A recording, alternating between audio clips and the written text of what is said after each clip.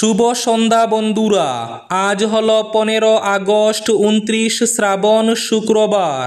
আজকের সন্ধ্যার বিশেষ বিশেষ খবরগুলি হলো: আজ শ্রীভূমি তথা করিমগঞ্জে উল্টো পতাকা উত্তোলন, শ্রীভূমির বার অ্যাসোসিয়েশনে উল্টো পতাকা, শিলচরে পলিউশন কন্ট্রোল বোর্ডের পতাকা মাটিতে। আজ শ্রীভূমিতে পতাকা উত্তোলনের সময় প্রখর রৌদে অজ্ঞান পুলিশ ও ছাত্রছাত্রী। আজ শিলচরেও স্বাধীনতা দিবসের কুচকাওয়াজে গরমে অজ্ঞান বহু শিক্ষার্থী। প্রথমবার চাকরিতে ঢুকলেই মিলবে 15,000 টাকা, স্বাধীনতা দিবসে দীপাবলির উপহার, জিএসটিতে বড় পরিবর্তন। আজ লালকেল্লা থেকে কয়েকটি বড় ঘোষণা প্রধানমন্ত্রী নরেন্দ্র মোদীর।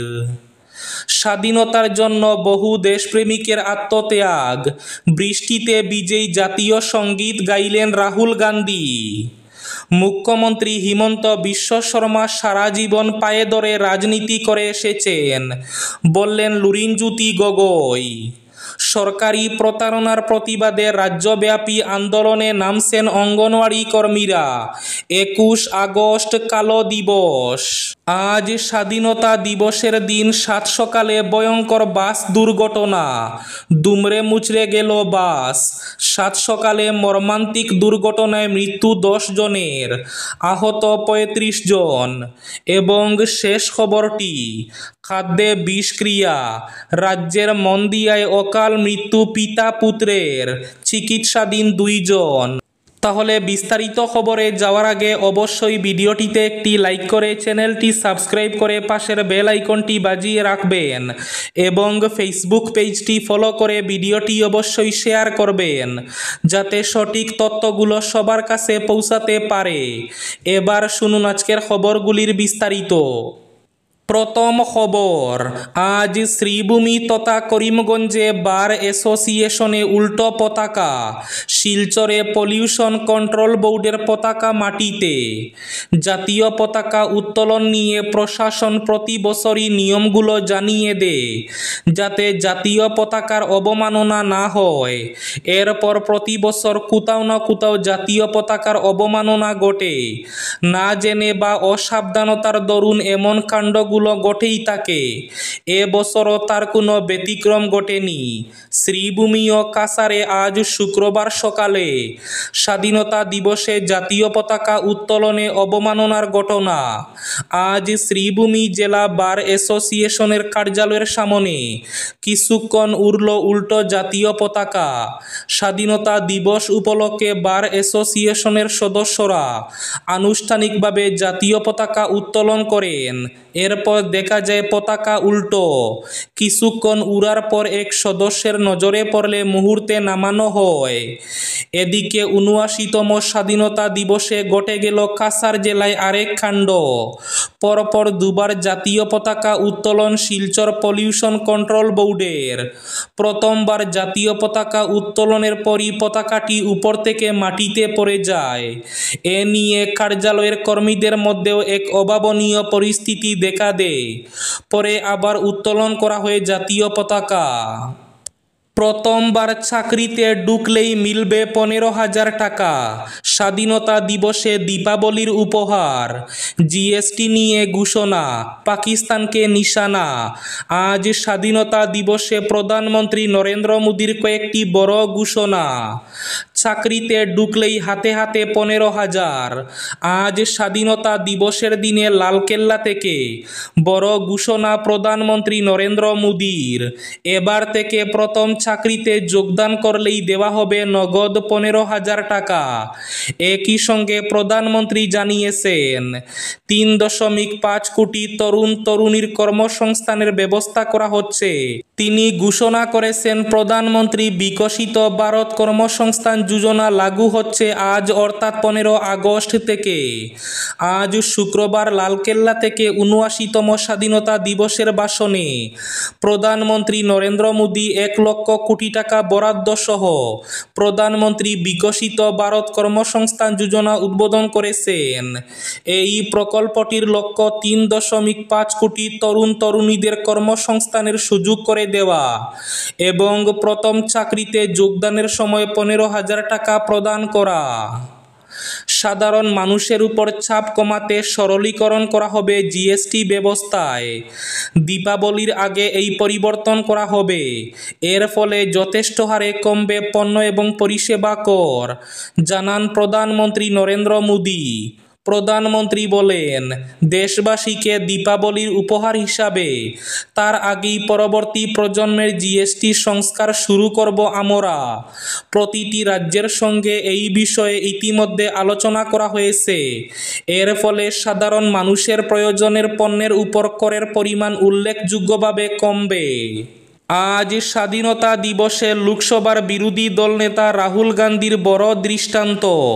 লালকেল্লায় সরকারি অনুষ্ঠানে না গিয়ে বৃষ্টির মধ্যেই নেতাকর্মীদের সঙ্গে দিল্লির ইন্দিরা ভবনে ৭৯তম স্বাধীনতা দিবস উদযাপন করেছেন রাহুল গান্ধী এবং কংগ্রেসের সভাপতি মল্লিকার্জুন খার্গে।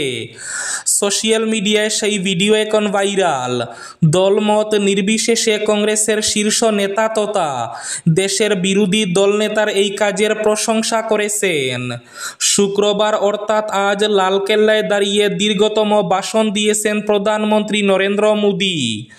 আত্মনির্ভরতা, বিকশিত ভারত থেকে অনুপ্রবেশকারী সমস্যা, নানা ইস্যুতে সুর সরিয়েছেন তিনি। কিন্তু প্রধানমন্ত্রীর সেই ভাষণ শুনতে উপস্থিতি ছিলেন না সংসদের দুই কক্ষের দুই বিরোধী দলনেতা রাহুল গান্ধী এবং মল্লিকার্জুন খার্গে। বরং রাহুল গান্ধী আজ দিল্লির ইন্দিরা ভবনে কংগ্রেস কর্মী নেতাদের সঙ্গে পতাকা উত্তোলন কর্মসূচিতে যোগ দেন। রাজধানীর বিভিন্ন প্রান্ত থেকে নেতা কর্মীরা অনুষ্ঠানে উপস্থিত হন। সেই সময় দিল্লিতে তখন ভারী বৃষ্টি চলছে, কিন্তু তার জন্য জাতীয় পতাকা উত্তোলনের কর্মসূচি পিছিয়ে দেয়নি কংগ্রেস। তুমুল বৃষ্টির মধ্যেই ছাতা মাথায় ভারতের জাতীয় পতাকা উত্তোলনের সময় জাতীয় সঙ্গীত গাইতে থাকেন কংগ্রেসের সর্বভারতীয় সভাপতি মল্লিকার্জুন খার্গে। তবে রাহুল গান্ধী একেবারে খালি মাথায় ভারী বৃষ্টির মাঝেই জাতীয় সঙ্গীত গাইতে থাকেন। আজ শ্রীভূমি তথা করিমগঞ্জে পতাকা উত্তোলনের সময় প্রখর রৌদে অজ্ঞান পুলিশ ও ছাত্রছাত্রীরা। শিলচরেও আজ স্বাধীনতা দিবসের কুচকাওয়াজে গরমে অজ্ঞান বহু শিক্ষার্থী। আজ স্বাধীনতা দিবস উপলক্ষে শিলচর ডিএসএ গ্রাউন্ডে অনুষ্ঠিত কুচকাওয়াজ চলাকালীন গরমে বিপর্যস্ত হয়ে পড়েন বহু শিক্ষার্থী। সকালে প্রথমে সামান্য বৃষ্টি হলেও কিছুক্ষণের মধ্যেই রৌদ আর্দ্রতায় পরিস্থিতি বদলে যায়। দীর্ঘ সময় দাঁড়িয়ে থাকার ফলে প্রায় 15 থেকে 20 জন শিক্ষার্থী মাটিতে লুটিয়ে পড়েন। ঘটনাস্থলে উপস্থিত মেডিকেল টিম দ্রুত ছুটে এসে অজ্ঞান শিক্ষার্থীদের প্রাথমিক চিকিৎসা দেয় এবং পরে আরও উন্নত চিকিৎসার জন্য হাসপাতালে পাঠায়। এদিকে শ্রীভূমিতেও সরকারি অনুষ্ঠানে জাতীয় পতাকা উত্তোলন করার সময় পুলিশ ছাত্রছাত্রীদের মধ্যে প্রায় 12 জন মাঠে অজ্ঞান হয়ে পড়ে যান, যদিও সঙ্গে সঙ্গে তাদের চিকিৎসার ব্যবস্থা করা হয়। উল্লেখ্য, প্রচণ্ড রৌদ গরমের ফলে এমন ঘটনা বলে প্রশাসন থেকে অবগত করা হয়েছে।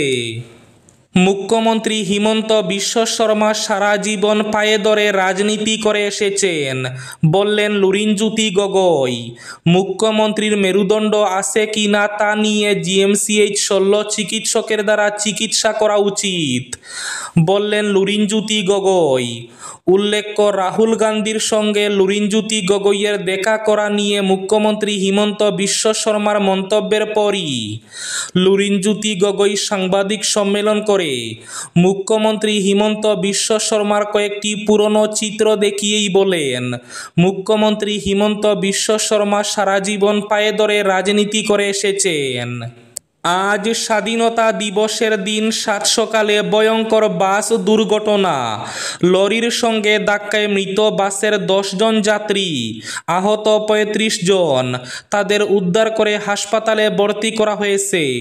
পূর্ব বর্ধমানে জাতীয় সড়কের নলা ফেরিঘাটে দুর্ঘটনাটি ঘটে। আজ শুক্রবার সকাল 7:30 নাগাদ দাঁড়িয়ে থাকা একটি ট্রাকের পেছনে সজোরে ধাক্কা মারে যাত্রী বোঝাই ওই বাস। স্থানীয় স্থানীয় সূত্রে জানা গেছে আজ শুক্রবার সকালে দুর্গাপুরের দিকে যাওয়ার পথে ওই বেসরকারি যাত্রীবাহী বাস একটি দাঁড়িয়ে থাকা ট্রাকের পেছনে সজোরে ধাক্কা মারে। প্রত্যক্ষদর্শীদের দাবি ট্রাকটি রাস্তার এক পাশে দাঁড়িয়েছিল। বাসটির চালক নিয়ন্ত্রণ হারানোতেই এই দুর্ঘটনা ঘটে। পূর্ব বর্ধমানের ১৯ নম্বর জাতীয় সড়কের নলা ফেরিঘাট এলাকায় দুর্ঘটনার জেরে যান চলাচল বন্ধ রয়েছে। পুলিশ সূত্রে জানা গিয়েছে বাস যাত্রীরা সকলেই বিহারের বাসিন্দা। বিহারের মতিয়ার থানা এলাকার চিরাইয়া সারসোয়া ঘাট এলাকার বাসিন্দা তারা। গঙ্গা স্নান করতে পশ্চিমবঙ্গে এসেছিলেন ওই যাত্রীরা। স্নান শেষে বাসে বাড়ি ফিরছিলেন, তখনই এই ঘটনা। বাসে মোট ৫ জন শিশু সহ ৪৫ জন যাত্রী ছিলেন। আহতদের বর্ধমান মেডিকেল কলেজ হাসপাতালে ভর্তি করা হয়েছে। ঘটনাস্থলে রয়েছে পুলিশ বাহিনী। পুলিশের অনুমান চালক ঘুমিয়ে পড়াতেই এই মর্মান্তিক ঘটনা ঘটেছে। খাদ্যে বিষক্রিয়া, রাজ্যের মন্দিয়ায় অকাল মৃত্যু পিতা পুত্রের, চিকিৎসাধীন ২ জন। খাদ্যে বিষক্রিয়ার কারণে অকাল মৃত্যু হয়েছে রাজ্যের বরপেটা জেলার বাঘবর থানার অন্তর্গত মন্দিয়া পুরনো বস্তির বাসিন্দা বীরেন দাস ও তার পুত্র প্রাণজিৎ দাসের। পারিবারিক সূত্রে জানা গেছে পরিবারের ৪ সদস্য নিরামিষ খাবার খেয়েছিলেন রবিবার। পরদিন সোমবার স্থানীয় একটি মন্দিরে বল এবং অনুষ্ঠান উপলক্ষে বিতরণ করা খিচুড়ি প্রসাদ খান পরিবারের সকলে। মঙ্গলবার সকাল থেকে বীরেন দাস পেটের অসুস্থতায় ভুগতে শুরু করেন। তাকে দ্রুত মন্দিয়া আদর্শ চিকিৎসালয়ে ভর্তি করা হয়, কিন্তু অবস্থার অবনতি হওয়ায় তাকে বরপেটা ফখরুদ্দিন আলী আহমেদ মেডিকেল কলেজে স্থানান্তর করা হয়। সেখানেই চিকিৎসাধীন অবস্থায় তার মৃত্যু হয়। বুধবার তার অন্ত্যেষ্টিক্রিয়া সম্পন্ন হয়েছে। এদিকে বীরেন দাসের পুত্র প্রাণজিৎ একই ধরনের অসুস্থতায় আক্রান্ত হন। তাকে প্রথমে বরপেটা মেডিকেল কলেজে নিয়ে যাওয়া হলেও পরে গৌহাটি মেডিকেল কলেজে স্থানান্তর করা হয়, কিন্তু চিকিৎসাধীন অবস্থায় এদিন রাতেই প্রাণজিৎ দাসেরও মৃত্যু হয়। এদিকে বীরেন দাসের স্ত্রী জ্যোৎস্না দাস এবং মেয়ে পূর্ণিমা দাসও অসুস্থ হয়ে পড়েছেন। তাদেরও বরপেটা ফখরুদ্দিন আলী আহমেদ মেডিকেল কলেজে ভর্তি করা হয়েছে। প্রাপ্ত খবর অনুযায়ী জ্যোৎস্না দাস আইসিইউতে মৃত্যুর সঙ্গে লড়াই করছেন। এই মর্মান্তিক ঘটনায় মন্দিয়া অঞ্চলে শোকের ছায়া নেমে এসেছে। এবার শেষ খবরটি। সরকারি প্রতারণার প্রতিবাদে রাজ্যব্যাপী আন্দোলনে নামছেন অঙ্গনওয়াড়ি কর্মীরা। ২১ আগস্ট কালো দিবস। অসম রাজ্য অঙ্গনওয়াড়ি কর্মী এবং সহায়িকা ইউনিয়ন করিমগঞ্জ জেলা কমিটির সাধারণ সভা কালীবাড়ি রোডের সিআইটিইউ অফিসের প্রভাংশু দত্ত মেমোরিয়াল হলে অনুষ্ঠিত হয়। সবার শুরুতে ইউনিয়নের করিমগঞ্জ জেলা সম্পাদিকা মনোয়ারা বেগম জেলার অঙ্গনওয়াড়ি কর্মী সহায়িকাদের বিভিন্ন সমস্যার কথা তুলে ধরেন। তিনি বলেন, জেলায় সিআইটিইউ অন্তর্ভুক্ত ইউনিয়নের অস্তিত্ব ছিল না। অসম রাজ্য অঙ্গনওয়াড়ি কর্মী এবং সহায়িকা ইউনিয়নের রাজ্যব্যাপী সংগ্রামের দ্বারা প্রভাবিত হয়ে এই জেলার অঙ্গনওয়াড়ি কর্মী সহায়িকারা এই ইউনিয়নের সঙ্গে আন্দোলন চলাকালীন সময় যোগাযোগ করেন এবং জেলায় ধর্মঘটের সপক্ষে সংহতিমূলক কর্মসূচি গ্রহণ করেন। আন্দোলন শেষ হওয়ার পর জেলায় ইউনিয়ন গড়ে তোলেন। বিগত বছরে সামান্য পারিতোষিক বৃদ্ধির প্রতিশ্রুতি দিয়ে তা কার্যকরী না করায় রাজ্যে অঙ্গনওয়াড়ি কর্মীদের প্রচণ্ড শীতের মধ্যে দীর্ঘদিন দিনরাত রাস্তায় নেমে আন্দোলন করতে হয়েছিল। আজও এই দাবি পূরণ হয়নি। অনেক ডাকডুল পিটিয়ে সরকার অঙ্গনওয়াড়ি কর্মীদের যৎ সামান্য পারিতোষিক বৃদ্ধি করেছে। ইউনিয়ন এই ঘোষণাকে বিরাট সংখ্যক অঙ্গনওয়াড়ি কর্মী সহায়িকাদের সঙ্গে প্রতারণা মনে করছে। এই প্রতারণার বিরুদ্ধে ইউনিয়ন রাজ্যব্যাপী ধারাবাহিক আন্দোলনে নামছে। প্রথম পর্যায়ে আগামী ২১ আগস্ট রাজ্যব্যাপী কালো দিবস পালন কর্মসূচি গ্রহণ করেছে ইউনিয়ন। এই ছিল আজকের সন্ধ্যার বিশেষ খবরগুলি। ভিডিওটি অবশ্যই লাইক করে শেয়ার করে দেবেন।